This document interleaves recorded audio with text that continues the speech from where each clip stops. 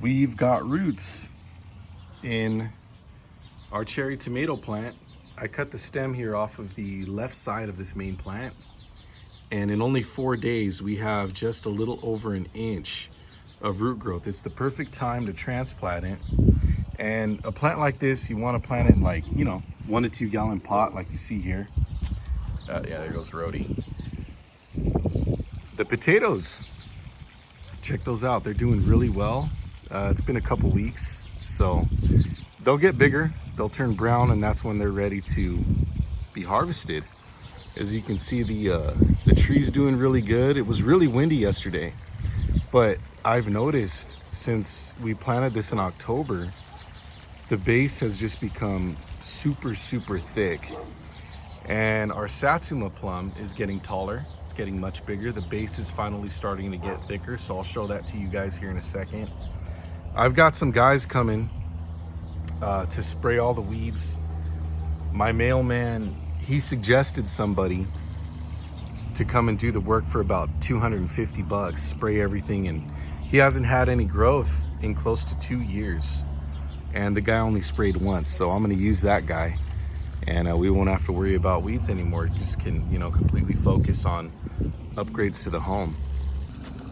So here you can see my plums forming on the plum tree, and the small ones, right, especially when you first plant your tree, like the first 6 months, if it starts to fruit, pluck off all the smaller, more immature ones. That way the tree can direct its growth towards the good ones, right? The ones that are growing the best, so to speak. You don't want your tree wasting its energy. I use my shovel. I try to avoid bending over and stuff like that, try to save the joints, right? And I have fresh soil in here, which we got, I don't know, a couple months ago. It's still super fresh, so I'm transferring it from this bigger, I think it's like a 5 gallon pot, 5 or 6 gallons, over to this 1.5, 2 gallon pot for our cherry tomato transplant. So I'm really happy that my dogs, they leave these plants alone. They sniff them, but they don't pee on the pots. They haven't peed on the on the potatoes in the background. On occasion, they'll pee on the trees, and I got to keep them away from it. But we also have a pesky rabbit, but the rabbit hasn't touched anything, but that's why I grow everything in pots. So if you guys have any tips for rodents and pests, let me know. So you can see that really good root development, just a little over an inch, almost 2. So I'm going to prepare this pot for the plant. And what I'm going to do is just moisten everything up, right, with the hose. You want to make sure that the dirt is moist but not soaking wet.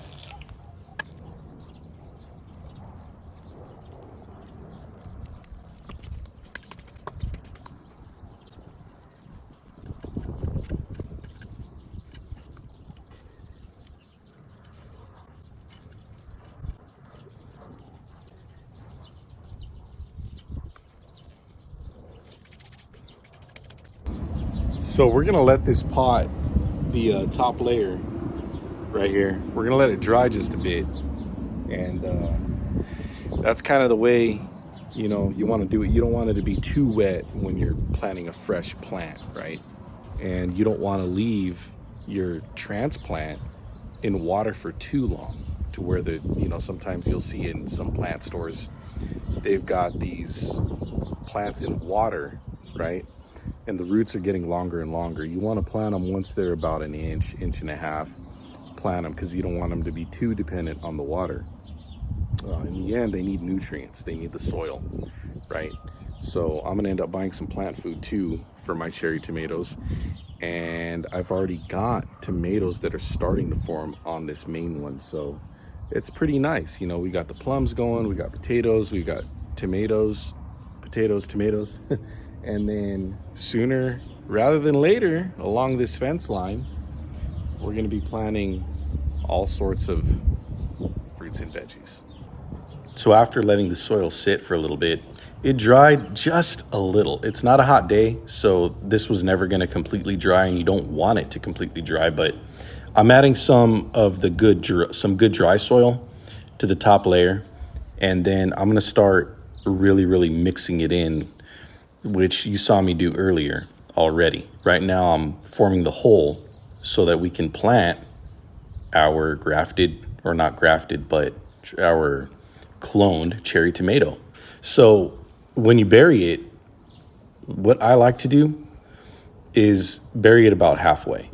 And you want to do it once your tomato is like, you know, I'd say about 12 inches long. This is just under 12 inches, but I'm confident in this plant, right? You kind of develop this is where they say you develop a green thumb.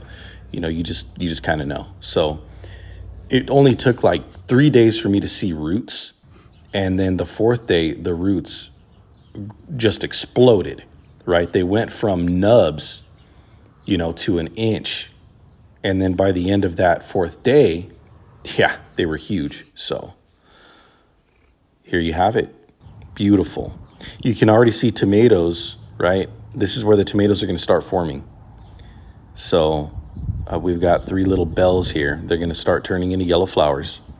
And then the yellow flower will die away once it gets pollinated, like you see here. I have one that's already dying away to start forming a tomato.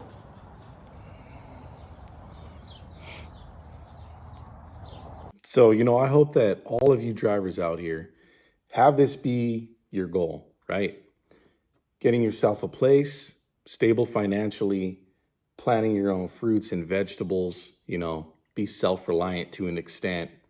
And this has been just, ever since I started trucking, it's just been a journey. It's been a positive journey. There's been difficult times and there's been great times. And I absolutely love driving. I never even realized how much I like driving. But when I was younger, I was always the dude driving, willing to go up north out of nowhere, like on a whim, with buddies. So driving has always just kind of been in my blood, right? And now, this is what it's gotten me, all this, right? And I would hope that all of you get to experience the same thing. Oh, yeah, that's actually another plum tree. I think I showed you guys this tree over here last time. It's got a lot of fruit, but they're real small. That tree was already here when I bought the place, and they didn't really plant it right. You're supposed to do this to your soil, right? So the roots can really extend and branch out, right? In the high desert, we have pretty hard dirt, but it wasn't difficult prepping at all. Use a little manure, soil, topsoil, good to go. Keep it moist. Once the roots get in there, I've already got worms in here and over there under the main tree where you guys can see, right? Got all that soil all nice and soft over there. So the tree, right, the other Satsuma plum tree way over there, that's going to be another patio, okay? So all the way around the back house, we're going to have a nice patio, a little kick-it spot, hot tub over on the other side of the back house there. And it's going to be cool. So as things progress, if you want to check out the video where I got the house painted, that'll be here on the upper right-hand corner of your screen, wherever the upper right-hand corner is for you there, watching this video. But the key takeaway from this, I know I stress a lot of union, right? Hey man, whether you want to be union or non-union is up to you. I found that being union is more beneficial for me and my family. Make really damn good money. And, I don't have to pay for healthcare every month.